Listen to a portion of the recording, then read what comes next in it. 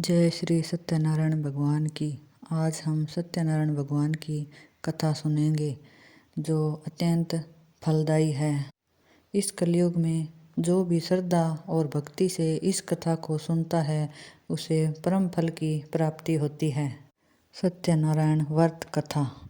पुरातन काल में सौनकादि ऋषि नैमिषारण्य स्थित महर्षि सूत के आश्रम पर पहुँचे। महर्षि सूत ने प्रश्न करते हुए ऋषिगण पूछते हैं कि लौकिक कष्ट, सांसारिक दुखों व कष्टों से मुक्ति पाने के लिए सरल उपाय क्या है। महर्षि सूत जी सौनकादि ऋषियों को बताते हैं कि यही प्रश्न नारद मुनि जी ने भगवान विष्णु से किया था और भगवान विष्णु ने नारद मुनि को सांसारिक दुखों से मुक्ति का सरल उपाय बताते हुए कहा, इसका एक ही सरल उपाय है, वह है सत्यनारायण व्रत। भगवान विष्णु ने सत्यनारायण का अर्थ सत्याचरण, सत्याग्रह, सत्यानिष्ठा बताया है। इस प्रकार में सुख और समृद्धि की प्राप्ति सत्याचरण द्वारा की जा सकती है और सत्य ही ईश्वर को पाने का सर्वोत्तम मार्ग है। एक बार नारद जी भगवान श्री हरि विष्णु के पास जाकर उनकी स्तुति करने लगे। यह देख श्री हरि विष्णु नारद जी से बोले, हे भक्त, आप किस प्रयोजन से यहाँ आए तथा आपके मन में क्या है, मुझे बतलाइए। नारद मुनि बोले, प्रभु, मृत्युलोक में अपने अपने पाप कर्मों द्वारा विभिन्न योनियों में जन्म लेने वाले सभी जीव जंतु इस इंसान किसी न किसी प्रकार के दुख व शारीरिक मानसिक पीड़ा से ग्रस्त है। भगवान, इन सभी कष्टों व दुखों से मुक्ति पाने का कोई सरल उपाय बतलाइए, मैं सुनना चाहता हूँ। श्री हरि विष्णु भगवान ने कहा, हे वत्स, संसार में भले के लिए आपने बहुत अच्छी बात की है, इसलिए मैं आपको इसका उपाय बताऊंगा। इस व्रत को करने से व्यक्ति मोह माया से मुक्ति पा सकता है। इसे सुनिए। भगवान सत्यनारायण का स्वर्ग और मृत्युलोक में एक महान पुण्य पद व्रत है। आपके स्नेह के कारण मैं इसे कह रहा हूँ। विधि विधान से भगवान सत्यनारायण व्रत करके मनुष्य शीघ्र ही सुख समृद्धि प्राप्त कर मृत्यु के बाद परलोक में मोक्ष प्राप्त कर सकता है। भगवान विष्णु की बातें सुनकर नारद मुनि बोले, प्रभु, इस व्रत को करने का क्या फल मिलता है, इसका विधान क्या है तथा इस व्रत को किसने किया, यह सब विस्तार पूर्वक बताइए, मेरी सुनने की इच्छा है। श्री हरि विष्णु ने कहा, यह सत्यनारायण व्रत शारीरिक मानसिक शोक आदि का शमन करने वाला है। वह धन धान्य की वृद्धि करता है, सौभाग्य अखंड करता है और संतान प्राप्ति के लिए किया जाता है। भक्ति और श्रद्धा से बंधु बांधवों के साथ धर्म में तत्पर होकर सायंकाल के समय भगवान सत्यनारायण की पूजा आराधना करें। नैवेद्य में उत्तम कोटि के भोज्य पदार्थ स्वाया मात्रा में अर्पित करना चाहिए तथा भोग का प्रसाद बनाने के लिए केले का फल, घी, दूध, साठी, गेहूँ या चावल का आटा और शक्कर या गुड़ लेकर इन सभी को एकत्रित करके स्वाया मात्रा में भगवान को भोग लगाना चाहिए तथा पूजा के बाद सब लोगों में वितरित करना चाहिए। सत्यनारायण भगवान की कथा सुनने के बाद सामर्थ्य अनुसार ब्राह्मणों को दक्षिणा देनी चाहिए और बंधु बांधवों व ब्राह्मणों को भोजन कराना चाहिए। कलयुग में यह सबसे छोटा सा उपाय है। श्रीमन नारायण नारायण नारायण, भजमन नारायण नारायण नारायण, श्री सत्यनारायण भगवान की जय। श्री सूत जी बोले, हे द्विजो, अब मैं पूर्व काल में जिसने इस सत्यनारायण व्रत को किया था उसे भली भांति विस्तार पूर्वक कहूँगा। रमणीय काशी नामक नगर में कोई अत्यंत निर्धन ब्राह्मण रहता था। भूख और प्यास से व्याकुल होकर वह प्रतिदिन पृथ्वी पर भटकता रहता था। ब्राह्मण प्रिय भगवान ने उस दुखी ब्राह्मण को देखकर वृद्ध ब्राह्मण का रूप धारण करके उस द्विज से आदरपूर्वक पूछा, विपर, प्रतिदिन अत्यंत दुखी होकर तुम किस लिए पृथ्वी पर भ्रमण करते रहते हो? द्विज श्रेष्ठ, यह सब बतलाओ, मैं सुनना चाहता हूँ। ब्राह्मण बोला, प्रभो, मैं अत्यंत दरिद्र ब्राह्मण हूँ और भिक्षा के लिए पृथ्वी पर घूमा करता हूँ।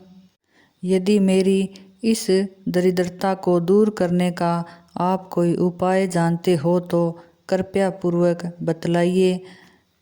वृद्ध ब्राह्मण बोला, हे ब्राह्मण देव, सत्यनारायण भगवान विष्णु अभीष्ट फल देने वाले हैं। विपर, तुम उनका उत्तम व्रत करो जिसे करने से मनुष्य सभी दुखों से मुक्त हो जाता है। व्रत के विधान को भी ब्राह्मण ने यत्नपूर्वक कहकर वृद्ध ब्राह्मणधारी भगवान विष्णु वहीं पर अंतर्ध्यान हो गए। वृद्ध ब्राह्मण ने जैसा कहा उस व्रत को अच्छी प्रकार से वैसा ही करूँगा। यह सोचते हुए उस ब्राह्मण को रात में नींद नहीं आई। अगले दिन प्रातःकाल उठकर सत्यनारायण का व्रत करूँगा ऐसा संकल्प करके वह ब्राह्मण भिक्षा के लिए चल पड़ा। उस दिन ब्राह्मण को भिक्षा में बहुत सा धन प्राप्त हुआ। उसी धन से उसने बंधु बांधवों के साथ भगवान सत्यनारायण का व्रत किया। इस व्रत के प्रभाव से वह श्रेष्ठ ब्राह्मण सभी दुखों से मुक्त होकर समस्त संपत्तियों से संपन्न हो गया। उससे लेकर प्रत्येक महीने उसने यह व्रत किया। इस प्रकार भगवान सत्यनारायण के इस व्रत को करके वह श्रेष्ठ ब्राह्मण सभी पापों से मुक्त हो गया और उसने दुर्लभ मोक्ष पद को प्राप्त किया। विपर, पृथ्वी पर जब भी कोई मनुष्य श्री सत्यनारायण का व्रत करेगा उसी समय उसके समस्त दुख नष्ट हो जाएंगे। वह ब्राह्मणों, इस प्रकार भगवान नारायण ने महात्मा नारद जी से जो कुछ कहा मैंने वह सब आप लोगों से कह दिया। आगे अब और क्या कहूँ? हे मुने, इस पृथ्वी पर उस ब्राह्मण से सुने हुए इस व्रत को किसने किया, हम वह सब सुनना चाहते हैं। उस व्रत पर हमारी श्रद्धा हो रही है। श्री सूत जी बोले, मुनियों, पृथ्वी पर जिसने यह व्रत किया उसे लोग सुने। एक बार द्विज श्रेष्ठ अपनी धन संपत्ति के अनुसार बंधु बांधवों तथा परिवारजनों के साथ व्रत करने के लिए उद्यत हुआ। इसी बीच एक लकड़हारा वहां आया और लकड़ी बाहर रखकर उस ब्राह्मण के घर गया। प्यास से व्याकुल वह उस ब्राह्मण को व्रत करता हुआ देख प्रणाम करके उससे बोला, प्रभु, आप यह क्या कर रहे हैं? इसके करने से किस फल की प्राप्ति होती है? विस्तार पूर्वक मुझसे कहिए। विपर ने कहा, यह सत्यनारायण का व्रत है जो सभी मनोरथों को प्रदान करने वाला है। उसी के प्रभाव से मुझे यह सब धन धान्य आदि प्राप्त हुआ है। जल पीकर तथा प्रसाद ग्रहण करके वह नगर चला गया। सत्यनारायण देव के लिए मन में ऐसा सोचने लगा कि आज लकड़ी बेचने से जो धन प्राप्त होगा उसी धन से भगवान सत्यनारायण का श्रेष्ठ व्रत करूँगा। इस प्रकार मन से चिंतन करता हुआ लकड़ी को मस्तक पर रखकर उस सुंदर नगर में गया जहाँ धन संपन्न लोग रहते थे। उस दिन उसने लकड़ी का 2 गुना मूल्य प्राप्त किया। इसके बाद वह प्रसन्न हृदय होकर वह पके हुए केले का फल, शक्कर, घी, दूध, गेहूँ का चूर्ण सवाया मात्रा में लेकर अपने घर आया। तत्पश्चात उसने अपने बांधुओं को बुलाकर विधि विधान से भगवान श्री सत्यनारायण का व्रत किया। उस व्रत के प्रभाव से वह धन पुत्र से संपन्न हो गया और इस लोक में अनेक सुखों का उपभोग कर अंत में सत्यपुर अर्थात बैकुंठ लोक चला गया। श्री सूत जी बोले, श्रेष्ठ मुनियों, अब मैं पुनः आगे की कथा कहूँगा, आप लोग सुने। प्राचीन काल में उल्कामुख नामक का एक राजा था। वह जितेंद्रिय, सत्यवादी तथा अत्यंत बुद्धिमान था। वह विद्वान राजा प्रतिदिन देवालय जाता और ब्राह्मणों को धन देकर संतुष्ट करता था। कमल के समान मुख वाली उसकी धर्मपत्नी शीला, विनय एवं सौंदर्य आदि गुणों से संपन्न तथा पति परायणा थी। राजा एक दिन अपनी धर्मपत्नी के साथ भद्रशिला नदी के तट पर श्री सत्यनारायण का व्रत कर रहा था। उसी समय व्यापार के लिए अनेक प्रकार की पुष्कल धनराशि से संपन्न एक साधु नाम का बनिया वहां आया। भद्रशिला नदी के तट पर नाव को स्थापित कर वह राजा के समीप गया और राजा को उस व्रत में दीक्षित देखकर विनयपूर्वक पूछने लगा। साधु ने कहा, राजन, आप भक्ति युक्त चित्त से यह क्या कर रहे हैं? कृपया वह सब बताइए, इस समय मैं सुनना चाहता हूँ। राजा बोले, हे साधो पुत्र, आदि की प्राप्ति की कामना से अपने बंधु बांधवों के साथ में अतुल तेज संपन्न भगवान विष्णु का व्रत एवं पूजन कर रहा हूँ। राजा की बात सुनकर साधु ने आदरपूर्वक कहा, राजन, इस विषय में आप मुझे सब कुछ विस्तार से बतलाइए। आपके कथानुसार मैं व्रत एवं पूजन करूँगा। मुझे भी संतान नहीं है, इससे अवश्य ही संतान प्राप्ति होगी। ऐसा विचार कर वह व्यापार से निवृत्त हो आनंदपूर्वक अपने घर आया। उसने अपनी भार्या से संतति प्रदान करने वाले इस सत्यव्रत को विस्तार पूर्वक बताया तथा जब मुझे संतान प्राप्त होगी तब मैं इस व्रत को करूँगा। इस प्रकार उस साधु ने अपनी भार्या लीलावती से कहा। एक दिन उसकी लीलावती नाम की सती साध्वी भार्या पति के साथ आनंद चित्त से ऋतुकालीन धर्माचरण में प्रवृत्त हुई और भगवान श्री सत्यनारायण की कृपा से उसकी वह भार्या गर्भिणी हुई। 10वें महीने में उससे कन्या रत्न की उत्पत्ति हुई और वह शुक्ल पक्ष के चंद्रमा की भांति दिन प्रतिदिन बढ़ने लगी। उस कन्या का नाम कलावती रखा गया।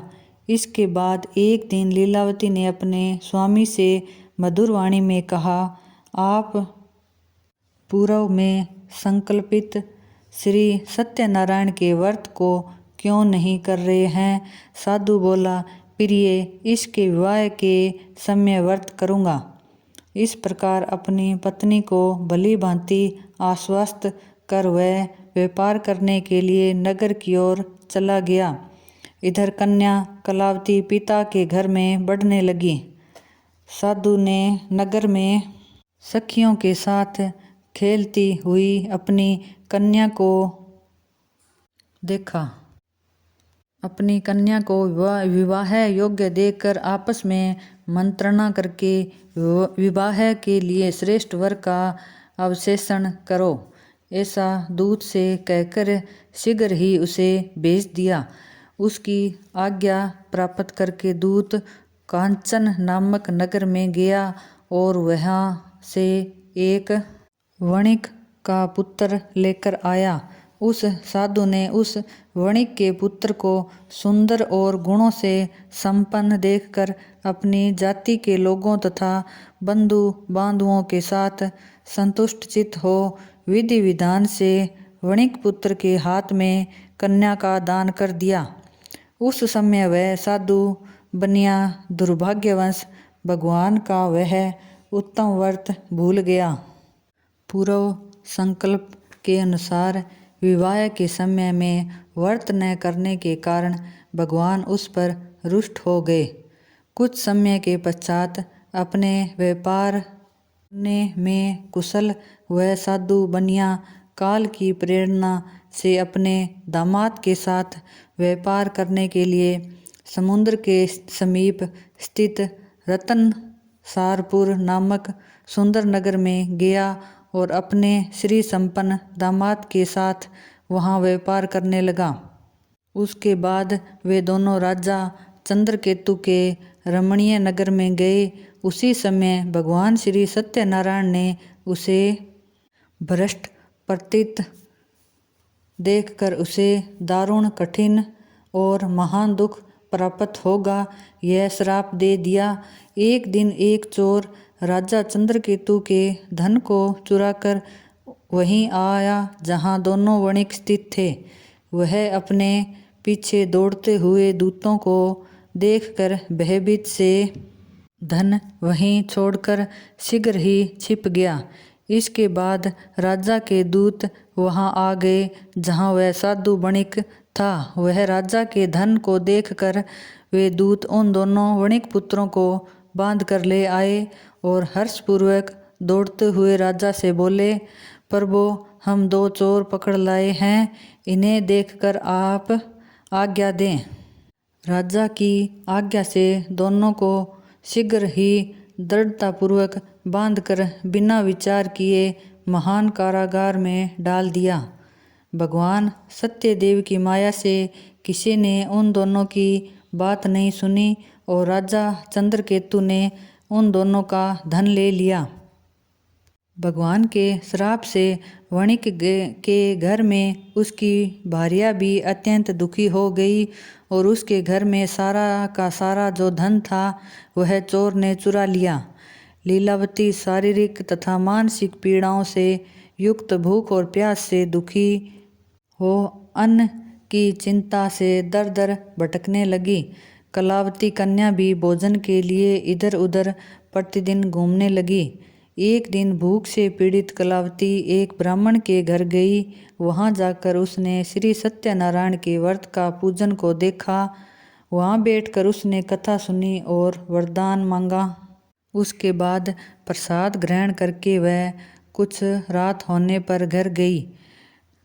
माता ने कलावती कन्या से प्रेम पूर्वक पूछा, पुत्री रात में तू कहाँ रुक गई थी? तुम्हारे मन में क्या है?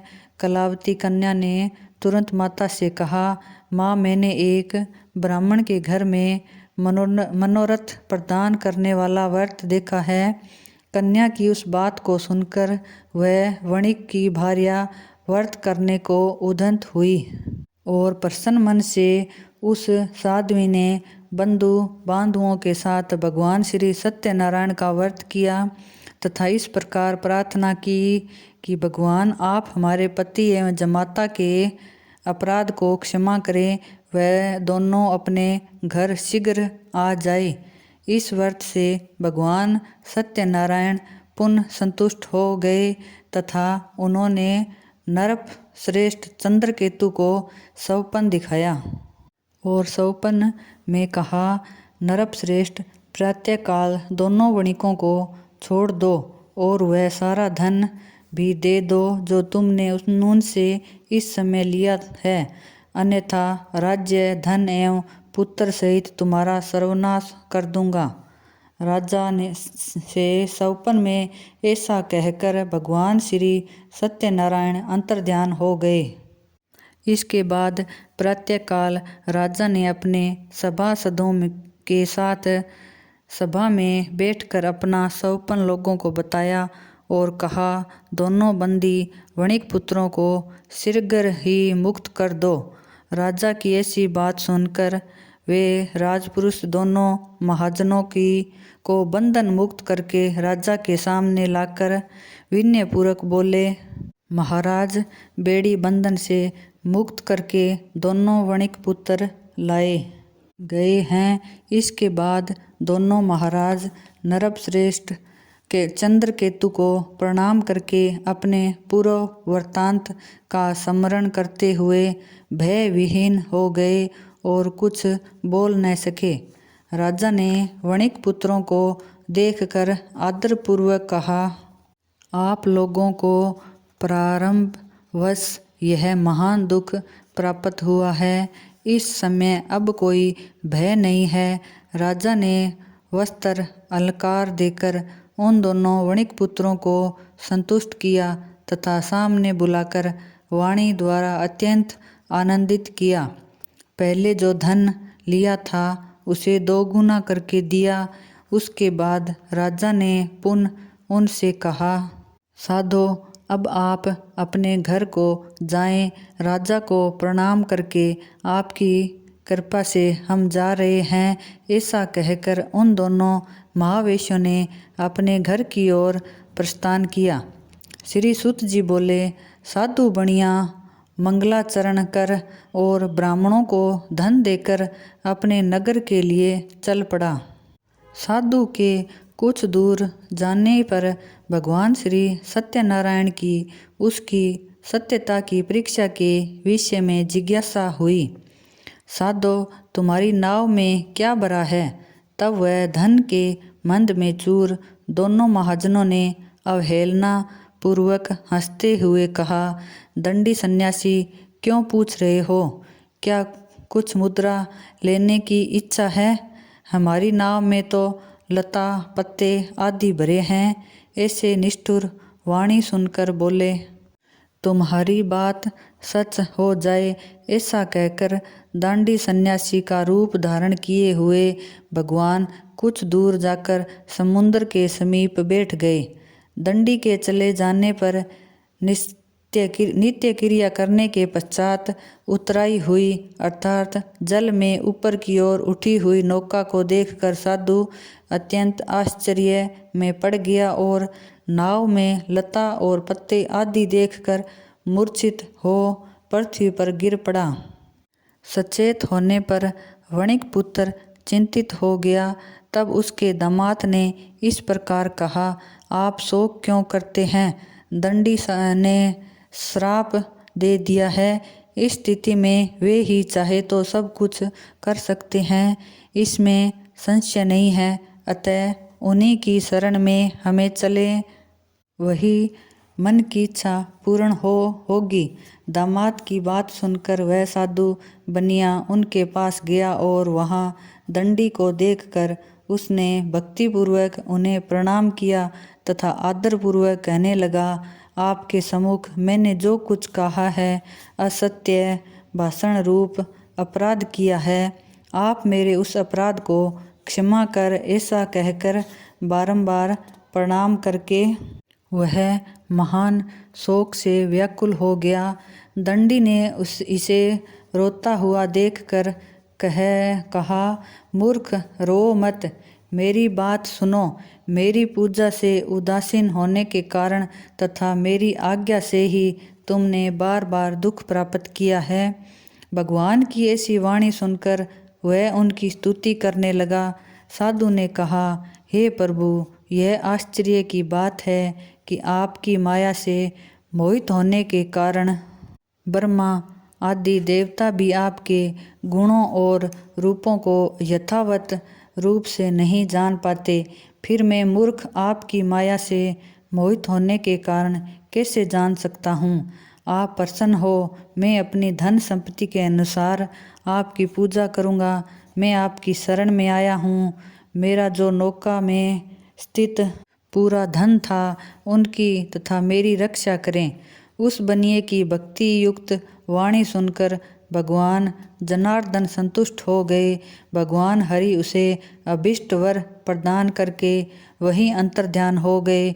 उसके बाद वह साधु अपनी नौका में चढ़ा और उसे धन धान्य से परिपूर्ण देखकर भगवान सत्यदेव की कृपा से हमारा मनोरथ सफल हो गया। ऐसा कहकर सब जनों के साथ उसने भगवान की विधिवत पूजा की। भगवान श्री सत्यनारायण की कृपा से वह आनंद से परिपूर्ण हो गया और नाव को प्रत्यंत पूर्वक संभालकर उसने अपने देश के लिए प्रस्थान किया। साधु बनिया ने अपने दामाद से कहा, वह देखो मेरी रतनपुरी नगरी दिखाई दे रही है। इसके बाद उसने अपने धन के रक्षक दूत को अपने आगमन का समाचार देने के लिए अपनी नगरी में भेजा। उसके बाद उस दूत ने नगर में जाकर साधु की भार्या को देख हाथ जोड़कर प्रणाम किया तथा उसके लिए अभिष्ट बात कही। सेठ जी अपने दामाद तथा बंधु वर्गों के साथ बहुत सारे धन धान्य से संपन्न होकर नगर में के निकट पधार गए हैं। दूत के मुख से यह बात सुनकर वह अति आनंदित हुई। उस साध्वी ने श्री सत्यनारायण की पूजा करके अपनी पुत्री से कहा, मैं साधु के दर्शन के लिए जा रही हूँ, तुम शीघ्र आओ। माता का ऐसा वचन सुनकर व्रत को समाप्त करके प्रसाद का परित्याग कर वह कलावती भी अपने पति का दर्शन करने के लिए चल पड़ी। इससे भगवान सत्यनारायण रुष्ट हो गए और उन्होंने उसके पति को तथा नौका को धन के साथ हरण करके जल में डुबो दिया। इसके बाद कलावती कन्या अपने पति को न देख महान शोक से रुदन करती हुई पृथ्वी पर गिर पड़ी तथा नाव का अदृश्य कन्या को अत्यंत दुखी देख भयभीत मन से साधु बनिया ने सोचा, यह क्या आश्चर्य हो गया। नाव का संचालन करने वाले भी सभी चिंतित हो गए। तब वह लीलावती भी कन्या को देखकर विह्वल हो गई और अत्यंत दुख से विलाप करती हुई अपने पति से इस प्रकार बोली, अभी अभी नौका के साथ वह कैसे अलक्षित हो गया। न जाने किस देवता की उपेक्षा से वह नौका हरण कर ली गई, अथवा श्री सत्यनारायण का महात्म्य कौन जान सकता है। ऐसा कहकर वह सब जनों के साथ विलाप करने लगी और कलावती कन्या को गोद में लेकर रोने लगी। कलावती कन्या भी अपने के नष्ट हो जाने पर दुखी हो गई और पति की पादुका लेकर उनका अनुगमन करने के लिए उसके मन में निश्चय किया। कन्या के इस प्रकार के आचरण को देख भार्या सहित वह धर्मज्ञ साधु बनिया अत्यंत शोक संतप्त हो गया और सोचने लगा, भगवान सत्यनारायण ने यह अपहरण किया है अथवा हम सभी भगवान सत्यदेव की माया से मोहित हो गए हैं। अपनी धन संपत्ति के अनुसार मैं भगवान श्री सत्यनारायण की पूजा करूँगा। सभी को बुलाकर इस प्रकार कहकर उसने अपने मन की इच्छा प्रकट की और बारंबार भगवान सत्यदेव को दंडवत प्रणाम किया। इससे दिनों में परिपालक भगवान सत्यदेव प्रसन्न हो गए। भक्तवत्सल भगवान ने कृपापूर्वक आकाशवाणी की, तुम्हारी कन्या प्रसाद छोड़कर अपने पति को देखने चली आई है। निश्चित ही इसी कारण उसका पति अदृश्य हो गया है। यदि घर जाकर प्रसाद ग्रहण करके वह पुनः आए तो साधु बनिया तुम्हारी पुत्री पति को प्राप्त करेगी, इसमें संशय नहीं। कन्या कलावती भी आकाश मंडल से ऐसी वाणी सुनकर शीघ्र ही घर गई और उसने प्रसाद ग्रहण किया। पुनः आकर सब जनों तथा अपने पति को देखा। तब कलावती कन्या ने अपने पिता से कहा, अब तो घर चलें, विलंब क्यों कर रहे हैं। कन्या की वह बात सुनकर वणिक पुत्र संतुष्ट हो गया और विधि विधान से भगवान सत्यनारायण का पूजन करके धन तथा बंधु बांधवों के साथ घर गया। फिर पूर्णिमा तथा संक्रांति पर्वों पर भगवान सत्यनारायण का पूजन करते हुए इस लोक में सुख भोग कर अंत में वह सत्यपुर बैकुंठ लोक में चला गया। श्री सूत जी बोले, श्रेष्ठ मुनियों, अब इसके बाद मैं दूसरी कथा कहूँगा, आप लोग सुने। अपनी प्रजा का पालन करने के लिए तत्पर तुंगध्वज नामक एक राजा था। उसने सत्यदेव के प्रसाद का परित्याग करके दुख प्राप्त किया। एक बार वह वन में बहुत से पशुओं को मारकर वृक्ष के नीचे आया। वहाँ उसने देखा कि गोपगण बंधु बांधुओं के साथ संतुष्ट होकर भक्तिपूर्वक भगवान सत्यदेव की पूजा कर रहे हैं। राजा यह देखकर भी अहंकारवश न तो वहाँ गया और न उसने भगवान सत्यनारायण को प्रणाम किया। पूजन के बाद सभी गोपगण भगवान का प्रसाद राजा के समीप रखकर वहाँ से लौट आए और इच्छा अनुसार उन सभी ने भगवान का प्रसाद ग्रहण किया। इधर राजा को प्रसाद का परित्याग करने से बहुत दुख हुआ। उसका संपूर्ण धन धान्य सभी 100 पुत्र नष्ट हो गए। राजा ने मन में ही यह निश्चय किया कि अवश्य ही सत्यनारायण ने हमारा नाश कर दिया है, इसलिए मुझे वहाँ जाना चाहिए जहाँ श्री सत्यनारायण का पूजन हो रहा था। ऐसा मन में निश्चय करके वह राजा गोपगणों के समीप गया और उसने गोपगणों के साथ भक्ति श्रद्धा से युक्त होकर विधि पूर्वक भगवान सत्यदेव की पूजा की। भगवान सत्यदेव की कृपा से वह पुण्य धन और पुत्र से संपन्न हो गया तथा इस लोक में सभी सुखों का उपभोग कर अंत में सत्यपुर बैकुंठ लोक को प्राप्त हुआ। श्री सूत जी कहते हैं, जो व्यक्ति इस परम दुर्लभ श्री सत्यनारायण के व्रत को करता है और पुण्यमयी तथा फलदायिनी भगवान की कथा को भक्ति युक्त होकर सुनता है, उसे भगवान सत्यनारायण की कृपा से धन धान्य आदि की प्राप्ति होती है। दरिद्र धनवान हो जाता है, बंधन में पड़ा हुआ बंधन से मुक्त हो जाता है, डरा हुआ व्यक्ति भय मुक्त हो जाता है। यह सत्य बात है, इसमें संशय नहीं है। इस लोक में वह सभी सुखों का फल भोग प्राप्त करके अंत में सत्यपुर बैकुंठ लोक को जाता है। ब्राह्मणों, इस प्रकार मैंने आप लोगों से भगवान सत्यनारायण के व्रत को कहा, जिसे करके मनुष्य सभी दुखों से मुक्त हो जाता है। कलयुग में तो भगवान सत्यदेव की पूजा विशेष फल प्रदान करने वाली है। भगवान विष्णु को ही कुछ लोग काल, कुछ लोग सत्य, कोई ईश्वर, कोई सत्यदेव तथा दूसरे लोग सत्यनारायण नाम से कहेंगे।